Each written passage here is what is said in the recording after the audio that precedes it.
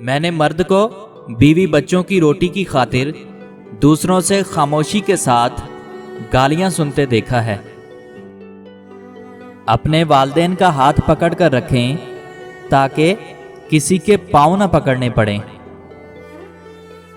मर्द पहाड़ की चोटी पर भी खड़ा हो तो नीचे मौजूद औरत आबरू के इशारे से उसे अपने पास बुला सकती है। कभी कभी हम थक जाते हैं यह साबित करते करते कि बेशक हमारा तरीका गलत था पर इरादा नहीं। तंग दिमाग लोगों के साथ मसला ये होता है कि उनका मुंह हमेशा खुला रहता है।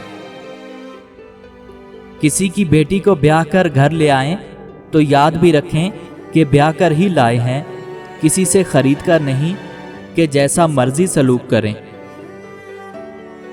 जो लोग दूसरों का दर्द महसूस करते हैं वो कभी दूसरों के दर्द की वजह नहीं बनते। तारीफ करना और करवाना एक किस्म का शिर्क की मानिद है, क्योंकि सब तारीफों का मालिक अल्लाह है और सब तारीफें उसके लिए हैं। ऐसा मर्द ज़्यादा देर तक मोहब्बत नहीं कर सकता जो अनापरस्त हो।